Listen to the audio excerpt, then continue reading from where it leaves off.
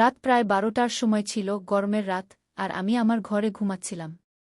হঠাৎ আমার ঘরের দরজায় কড়া নাড়া শুনলাম।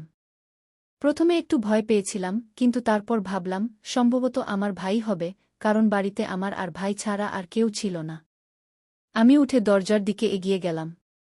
দরজা খুলেই বাইরে তাকালাম, কিন্তু সেখানে কেউ ছিল না। ভাবলাম হয়তো এটা আমার ভুল ধারণা। আমি আবার বিছানায় শুয়ে পড়লাম। হঠাৎ দরজায় আগের চেয়েও জোরে কড়া নাড়া শুনলাম। আমি কাঁপতে কাঁপতে জিজ্ঞেস করলাম, কে?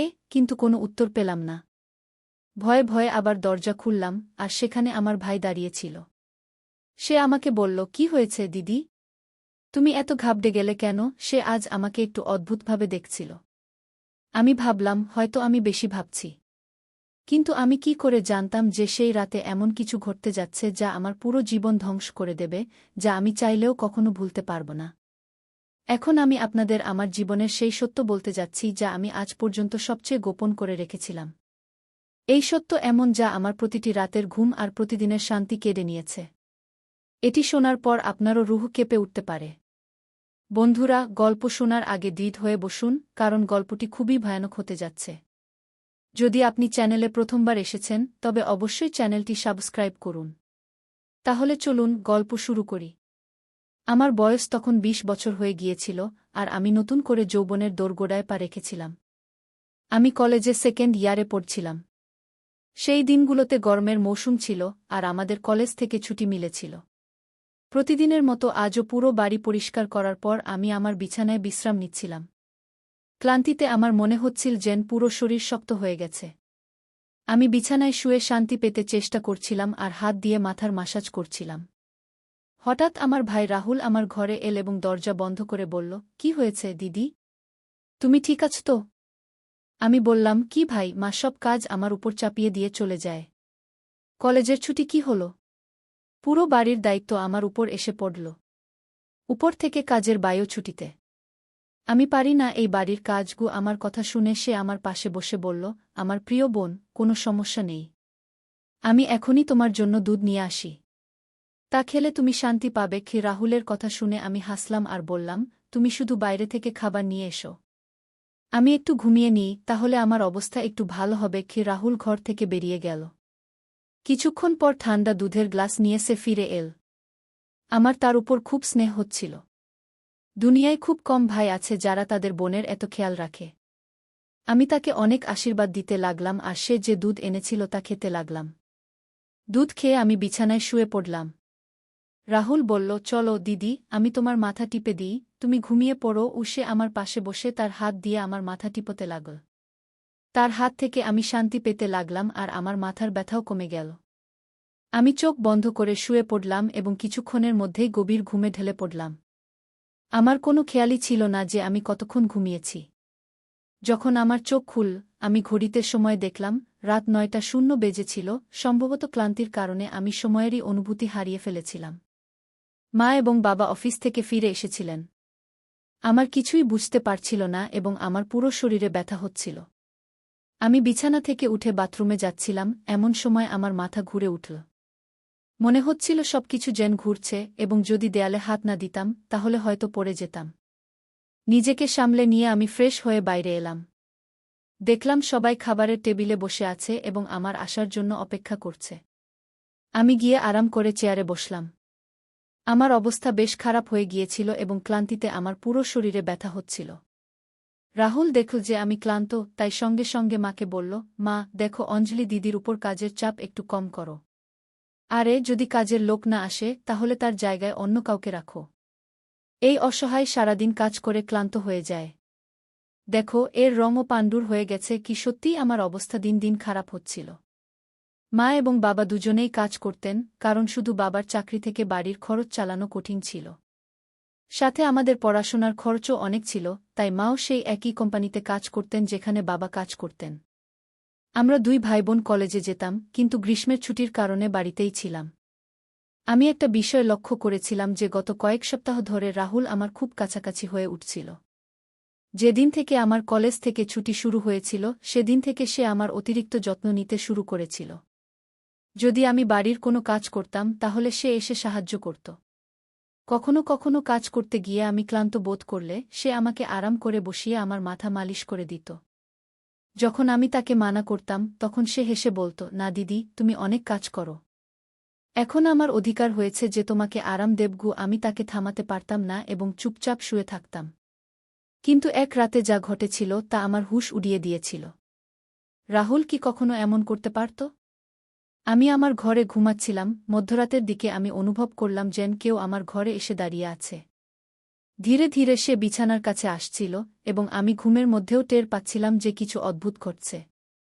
আমি সঙ্গে সঙ্গে একটা ঝাঁকুনি অনুভব করলাম এবং চোখ খুললাম। ঘর সম্পূর্ণ অন্ধকারে ডুবেছিল এবং যখন আমি উঠে দেখলাম তখন ভিতরে কেউ ছিল না। শুধু ঘরের দরজা একটু খোলা ছিল এবং আমার মনে ছিল যে আমি সবসময় ঘুমানোর আগে দরজা বন্ধ করে ঘুমাই। তাহলে সেটা কিভাবে খুলল? আমি চুপচাপ উঠে দরজা লক করে আবার বিছানায় গিয়ে ঘুমানোর চেষ্টা করলাম।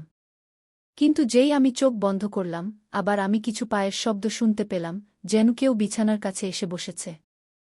তখন আমি অনুভব করলাম যেন কেউ আমার কাছে এসে তার হাত বাড়াচ্ছে। আমি উল্টে দেখলাম, কিন্তু কেউ ছিল না। আমার হৃদস্পন্দন বেড়ে গিয়েছিল এবং আমি আতঙ্কিত হয়ে পড়েছিলাম। আমি আতঙ্কিত হয়ে ঘরের লাইট জ্বালালাম এবং দরজা খুলে বাইরে গেলাম, কিন্তু সেখানে কেউ ছিল না। আজকের আগে কখনো এমন হয়নি। আমার তৃষ্ণা পেয়েছিল, তাই আমি ঘরের দরজা খুলে বাইরে বের হলাম। ঠিক সেই সময় রাহুলও তার ঘর থেকে বেরিয়ে এলো। আমাকে দেখে সে জিজ্ঞেস করল, কি হয়েছে? তুমি এখনও জেগে আছো? আমি উত্তর দিলাম, কিছু না, শুধু মনে হচ্ছিল যেন ঘরে কেউ আছে। খুব পানি খেয়ে আমি আবার ঘরে এলাম এবং পিছন পিছন সেও চলে এলো। সে বলল, তোমার ভয় পাওয়ার কোনো দরকার নেই। যদি তোমার ভয় লাগে তাহলে আমি তোমার পাশে শুয়ে থাকি। আমি তাকে মানা করলাম, না, তোমার কোনো ঝামেলা করার দরকার নেই। যাও এবং আরাম করো। কিন্তু সে জিদ ধরে বলল, আমি তোমাকে কোনো অবস্থাতেই একা ছাড়তে পারব না। তোমার স্বাস্থ্য খারাপ হতে পারে। আমি তোমাকে কষ্টে দেখতে পারব না। তুমি ঘুমাও, আমি এখানেই শুয়ে থাকব। শেষ পর্যন্ত তার জিদের কাছে আমাকে নতি স্বীকার করতে হল। আমি বিছানায় শুয়ে পড়লাম এবং সেও সোফায় বালিশ রেখে আমার পাশেই শুয়ে পড়ল। কিন্তু সেই রাতে আমি অনুভব করলাম যেন কেউ আমাকে দীর্ঘক্ষণ ধরে মনোযোগ দিয়ে দেখছে। সে আমার চুল সিথিতে সাজিয়ে নিচ্ছে, আমার মুখে আঙুল বুলিয়েছিল এবং আমি ঘুমিয়েছিলাম। পরের সকালে যখন আমি উঠলাম তখন আমার মেজাজ খুব অদ্ভুত ছিল। কিন্তু যখন আমি নিজের দিকে তাকালাম তখন আমি হতবাক হয়ে গেলাম। ভাগ্যিস আমি নিজেকে দোপাট্টা দিয়ে ঢেকে রেখেছিলাম। আমার শার্ট এলোমেলো হয়ে গিয়েছিল। আমি অবাক হয়েছিলাম, কারণ আজকের আগে আমি কখনো এভাবে আরামে ঘুমাইনি। আজ আমি খুব খুশি বোধ করছিলাম, জানি না কী কারণে। আমি আমার ভাইয়ের দিকে তাকালাম, সেও খুব খুশি ছিল। আমি তাকে জিজ্ঞেস করলাম, তুমি আজ এত খুশি কেন? সে বলল, যার তোমার মতো বোন আছে সে কেন খুশি হবে না? বাড়ির সব কাজ সেরে যখন আমি বসেছিলাম তখন রাহুল তেল নিয়ে আমার কাছে চলে এলো এবং বলল, অঞ্জলি দিদি, তুমি তোমার চুল খুলে দাও। আমি তোমার মাথায় মালিশ করে দিচ্ছি গু। তার আচরণ আমার কাছে কিছুটা অদ্ভুত লাগছিল।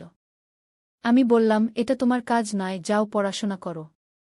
আমার মালিশের দরকার নেই কিন্তু সে আমার কথা শুনল না এবং নিজে থেকেই আমার চুল থেকে কাঁচি সরিয়ে বলতে লাগল, আপনি নাখিরা করবেন না।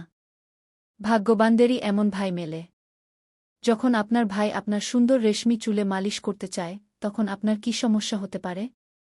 আসুন, আমি আপনার মাথার মালিশ করে দিচ্ছি, আপনি অনেক সুখ পাবেন গু। সে আমাকে উঠিয়ে ঘরে নিয়ে গেল। আমি বালিশে মাথা রেখে শুয়ে পড়লাম।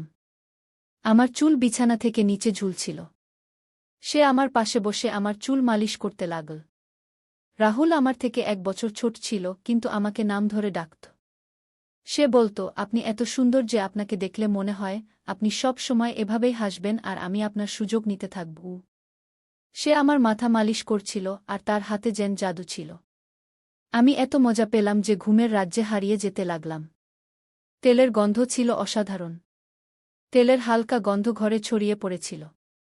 আমি কৌতূহলবশত তাকে জিজ্ঞাসা করলাম, এটা কোনো তেল? সে হেসে উত্তর দিল, এটা বিশেষ তেল যা আপনার সুন্দর চুলকে আরও চকচকে করবে। আপনার চুলের বিশেষ যত্নের জন্যই এটা এনেছি। তার কথা আমার কাছে খুব অদ্ভুত লাগছিল। আমি বুঝতে পারছিলাম না সে কিভাবে কথা বলছে। মালিশের সময় কখন আমি ঘুমিয়ে পড়লাম তা টেরই পেলাম না। কিছু সময় পরে যখন আমার চোখ খুলল তখন আমার পুরো শরীরে ভারী ভাব অনুভব করছিলাম। মনে হচ্ছিল যেন কেউ আমার উপর অনেক ওজন চাপিয়ে দিয়েছে। আমার পা ও হাতে অদ্ভুত ব্যথা ছিল, যেন আমি ঘণ্টার পর ঘণ্টা কোনো ভারী বোঝার নিচে ছিলাম। পুরো শরীরে ব্যথা ছড়িয়ে পড়েছিল। আমি ধীরে ধীরে উঠে বসলাম এবং চারদিকে তাকালাম। আমার কাপড় হালকা ভিজে গিয়েছিল আর পাখাও বন্ধ ছিল। ঘরে গরমের অনুভূতি হচ্ছিল। আমি মাথা ঘুরতে ঘুরতে বিছানা থেকে নিচে পা রাখলাম, কিন্তু পায়ে যেন কোনো জোর ছিল না। আমি আমার ভাইকে দেখলাম, যে শান্ত ও স্বাভাবিক দেখাচ্ছিল। কিন্তু এসব কি হচ্ছে আমি বুঝতে পারছিলাম না। খুব কষ্টে নিজেকে টেনে আমি বাথরুমে পৌঁছলাম এবং ফ্রেশ হয়ে এলাম।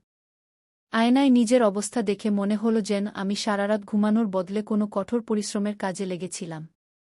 যখন আমি ঘর থেকে বের হলাম তখন হালকা ফিসফিস শব্দ শুনতে পেলাম।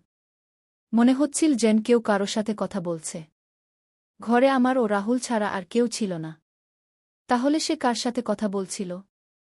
তৃষ্ণার কারণে আমি প্রথমে কিচেনে পানি পান করতে গেলাম, কিন্তু তখন পর্যন্ত আওয়াজ বন্ধ হয়ে গেছিল। যেই আমি কিচেনের দরজার কাছে পৌঁছলাম, রাহুল বসার ঘর থেকে বের হতে দেখলাম। তার হাতে অনেক নোটের বান্ডিল ছিল, আর তার মুখে একটা অদ্ভুত হাসি ছিল। আমার কপালে ভাঁজ পড়ে গেল। সে আমাকে দেখে চমকে গিয়ে বলল, দিদি, আপনি উঠে গেছেন? আমি কোনো উত্তর না দিয়ে ধীরে ধীরে তার কাছে গিয়ে জিজ্ঞাসা করলাম, এত টাকা কোথা থেকে এল? সে হতবাক হয়ে গেল এবং তাড়াতাড়ি তা পকেটে রাখার চেষ্টা করতে লাগল। আমি তার হাত ধরে টাকা বের করে নিয়ে জোর দিয়ে বললাম, সত্যি বলো, এত টাকা তোমার কাছে এল কী করে? সে ভয় পেয়ে গিয়ে বলল, দয়া করে বাবাকে বলো না। এ টাকা বাবার এক বন্ধু পুরানো ধার শোধ দিয়েছে। আমি ভেবেছিলাম এ দিয়ে মোবাইল কিনে নেব। তার কথা শুনে আমার রাগ সপ্তম আকাশে পৌঁছে গেল। আমি তাকে ধমকে বললাম, তুমি কি ঘরের অবস্থা একটুও বুঝতে পারছ না? মা বাবা দুজনেই কত কষ্ট করছেন, আর তুমি এ টাকা দিয়ে মোবাইল কিনতে চাও? সে লজ্জিত হয়ে টাকা আমার হাতে দিয়ে দিল। আমি সেই টাকা রাতে বাবাকে দিয়ে দিলাম। সেই রাতে রাহুল আমার সাথে একটি কথাও বলল না এবং তাড়াতাড়ি ঘুমাতে চলে গেল। পরের দিন আমি কিচেনে কাজ করছিলাম, যখন রাহুল তার বন্ধুদের সাথে ঘরে ঢুকল। আমি যতটা অবাক হলাম ততটা কম ছিল, কারণ সে তার বন্ধুদের সরাসরি লাউঞ্জে নিয়ে এসেছিল। সেই সময় আমি দোপাটা খুলে বাসন মাজছিলাম, যখন তারা সবাই হাসতে হাসতে ভিতরে এল। আমি তাড়াতাড়ি দোপাটা উঠিয়ে নিলাম এবং রাহুলকে বোঝাতে লাগলাম, এটা কী রকম ব্যবহার? তুমি জানো এই সময় মা বাবা বাড়িতে নেই, তবুও এদের বাড়িতে নিয়ে এসেছ? রাহুল হেসে বলল, দিদি, এ বাড়ি আমারও, আর আপনার কোনো সমস্যা হওয়া উচিত নয়। যাই হোক, এরা আমার বিশেষ বন্ধু। আপনি তাদের জন্য খাবার বানিয়ে দিন। সে আমার উপর বেশ রাগান্বিত হয়ে গিয়েছিল। কিন্তু এখন আমি কি করতাম? খাবার তো বানাতেই হতো। আমি বাধ্য হয়ে খাবার তৈরি করলাম এবং টেবিলে সাজিয়ে দিলাম। আমি লক্ষ্য করলাম যে তার বন্ধুরা বারবার আমার দিকে তাকাচ্ছিল। তারা সবাই রাহুলের বন্ধু ছিল এবং অদ্ভুতভাবে তাকিয়েছিল, যেন আমাকে কাঁচা খেয়ে ফেলবে। আমি তৎক্ষণাৎ আমার ঘরে চলে গেলাম এবং দরজা বন্ধ করে দিলাম। তাদের চলে যাওয়ার পর আমি রাহুলকে কঠোর ভাষায় বললাম, আবার তোমার বন্ধুরা এই বাড়িতে দেখা দিলে আমি মা বাবাকে সব বলব। রাহুল কিছুক্ষণ আমার দিকে তাকিয়ে থাকল, তারপর হাসতে হাসতে বলল, ঠিক আছে, তারা আসবে না। কিন্তু আপনি মা বাবাকে কিছু বলবেন না কি? রাহুলের আচরণ আমার কাছে কিছুটা অস্বস্তিকর লাগছিল, কারণ সে আমাকে অদ্ভুতভাবে দেখতে শুরু করেছিল। সেই রাতে আমি বিছানায় শুয়ে বিশ্রাম নেওয়ার চেষ্টা করছিলাম। হঠাৎ আমি অনুভব করলাম কেউ আমার পায়ে হাত দিয়েছে। আমি হঠাৎ করে উঠে বসলাম এবং দেখলাম রাহুল আমার পায়ে তার কোলে রেখে ম্যাসাজ করছে। আমি তাকে এভাবে করতে মানা করলাম, কিন্তু সে বলতে লাগল, আমি যা করছি আমাকে করতে দাও। এই বাড়িতে একমাত্র আমি আছি যাকে তোমার এত চিন্তা। মা বাবা তো শুধু তাদের কাজ নিয়েই ব্যস্ত। যাই হোক, আমি ক্লান্ত হয়ে পড়েছিলাম। চোখ বন্ধ করে ঘুমিয়ে পড়লাম। রাহুলের হাতের ম্যাসাজে আমি গভীর ঘুমে হারিয়ে গেলাম। কিন্তু যখন আমার চোখ খুলল, আমার হুঁশ উড়ে গেল। আমার মাথা ভয়ানকভাবে ঘুরছিল। বিছানার চাদর একদম এলোমেলো হয়ে গিয়েছিল। বিছানায় একটি পুরুষের শার্ট এবং পারফিউম রাখা ছিল। এই জিনিসগুলো কার ছিল? আমি কিছুই বলতে পারলাম না। মাথায় এত তীব্র ব্যথা ছিল যে আমি আবার বিছানায় পড়ে গেলাম, যেন আমি পুরোপুরি সচেতন ছিলাম না। এখন আমি বুঝতে শুরু করেছিলাম, যখনই আমার ভাই সেই তেল দিয়ে আমার মাথার ম্যাসাজ করত, আমি এত গভীর ঘুমে কেন পড়ে যেতাম। আমি কাছাকাছি কারো ফিসফিসানি শুনতে পাচ্ছিলাম, কিন্তু কে কথা বলছিল আমি চিনতে পারলাম না। শুধু রাহুলের কণ্ঠ শুনতে পাচ্ছিলাম। মনে হচ্ছিল সে আমার ঘরে আছে এবং আমাকে জাগানোর চেষ্টা করছে। কিন্তু আমি কিছুই স্পষ্ট দেখতে পাচ্ছিলাম। কিছুক্ষণ পর যখন আমার চোখ খুল, পুরো দৃশ্য আমার চোখের সামনে ঘুরতে লাগল। আমি প্রথমে বিছানার দিকে তাকালাম, যেখানে শার্ট এবং পারফিউম ছিল, কিন্তু এখন সেখানে কিছুই ছিল না। আজ আবার আমার অবস্থা খুব অদ্ভুত ছিল। আমি তো শিশু নই যে এগুলো বুঝতে পারব না। বাড়িতে আমার এবং রাহুল ছাড়া আর কেউ ছিল না। তাহলে আমার ঘুমানোর পর এমন কি হচ্ছিল যে আমার পুরো শরীর পানিতে ভিজে যেত? শুধু তাই নয়, আমার শরীর ব্যথায় কুঁকড়ে গিয়েছিল এবং রং একদম ফ্যাকাশে হয়ে গিয়েছিল। দিন দিন আমি দুর্বল হয়ে যাচ্ছিলাম। সেদিনও রাহুল আমার কাছাকাছি আসার চেষ্টা করছিল, কিন্তু আমি কোনো অজুহাত দিয়ে আমার ঘরে চলে এলাম। মাথায় অদ্ভুত সব চিন্তা আসতে শুরু করেছিল। স্বাস্থ্যও বেশ খারাপ ছিল। মা আমার অবস্থা দেখে জিজ্ঞেস করল, কি হয়েছে? তুমি ঠিক দেখাচ্ছ না। গিয়ে আমি কিছু বললাম না। মা বললেন পরের দিন তিনি আমাকে ডাক্তারের কাছে নিয়ে যাবেন। সেই রাতে আমি বারবার উঠছিলাম এবং ঠিকমতো ঘুমাতে পারছিলাম না। পরের দিন আমার মা-বাবা রোজের মতো তাদের কাজে চলে গিয়েছিলেন। তাদের হয়তো আমার কোনো খবরই ছিল না। আমি নিজেই ডাক্তারের কাছে গেলাম, যেখানে আল্ট্রাসাউন্ডে জানা গেল আমি গর্ভবতী। আমার পায়ের নিচ থেকে মাটি সরে গেল। শেষ পর্যন্ত এটা আমার সাথে কে করতে পারে? রাহুল আমার ভাই ছিল। কিন্তু তারপর আমার মাথায় এল সে আমার সৎ ভাই। সে মায়ের দ্বিতীয় বিয়ের সন্তান, আর আমি ছিলাম তাদের প্রথম বিয়ের সন্তান। এ ধরনের চিন্তাটাই আমাকে ভুল পথে নিয়ে যাচ্ছিল। বুঝতে পারছিলাম না কিভাবে মা-বাবাকে এটা বলবো। রাহুল আমার সৎ ভাই, যখন আমার পাশে বসত, কখনো আমার হাত ধরে রাখত, কখনো গাল টেনে ধরত। তার আচরণ আমাকে বিব্রত করছিল, কিন্তু আমি তাকে কিছু বলতে পারছিলাম না। আমার মাথায় শুধুই এক প্রশ্ন ঘুরছিল, শেষ পর্যন্ত আমার সাথে এটা কে করতে পারে? তারপর একদিন আমি আমার ঘরে মোবাইলের ক্যামেরা ফিট করে রেখেছিলাম, যাতে সত্য সামনে আসে। সেই দিন আমাদের মা-বাবা বাড়িতে ছিলেন না। রাহুল আবার আমার কাছে এল এবং আমার মাথার ম্যাসাজ শুরু করল। আমি পুরো চেষ্টা করলাম যেন না ঘুমাই। কিন্তু সেই তেল এত অদ্ভুত ছিল যে আমি তার গন্ধে অজ্ঞান হয়ে গেলাম। 1 ঘণ্টা পর যখন আমার চোখ খুল, মা-বাবা বাড়ি ফিরে এসেছিলেন। আমি প্রথমে ক্যামেরার রেকর্ডিং দেখলাম। যা দেখলাম তা আমার হুঁশ উড়িয়ে দেওয়ার জন্য যথেষ্ট ছিল। রাহুল আমার ঘরে তার বন্ধুদের নিয়ে আসত, যারা আমার সাথে খারাপ আচরণ করত। তারপর তাদের কাজ শেষ হলে তারা রাহুলকে টাকা দিয়ে চলে যেত। যখন আমি এই সত্য জানতে পারলাম, আমি সম্পূর্ণ ভেঙে পড়লাম। রাগে আমি আমার ঘর থেকে বেরিয়ে এলাম এবং রাহুলের গলা ধরে থাপ্পড় মারতে শুরু করলাম। আমার চিৎকার শুনে মা-বাবাও সেখানে চলে এলেন। বাবা আমার হাত ধরে রাগে বললেন, কি হয়েছে? তুমি তাকে কেন মারছ? হুঁশে আছো? পাগল হয়ে গেছ? আমি কাঁদতে কাঁদতে ভিডিওটি দেখালাম যে এই নীচ মানুষটি আমার সাথে কি করছিল। ভিডিও দেখার পর মা অজ্ঞান হয়ে মাটিতে পড়ে গেলেন। এটি দেখে বাবাও প্রচণ্ড রাগান্বিত হলেন। তিনি রাগে রাহুলকে ধরে ফেললেন এবং তাকে মারতে শুরু করলেন। তার মুখ ও নাক থেকে রক্ত পড়ছিল। রাহুল রাগে বলল, আমি তাকে কখনোই নিজের বোন হিসেবে ভাবিনি। আমার টাকার প্রয়োজন ছিল, লোকেরা এর জন্য লক্ষ লক্ষ টাকা দিতে প্রস্তুত ছিল। আমার প্রয়োজন মেটাতে আমাকে এই পদক্ষেপ নিতে হয়েছে। আমি কান ঢেকে শুধু কাঁদতে লাগলাম।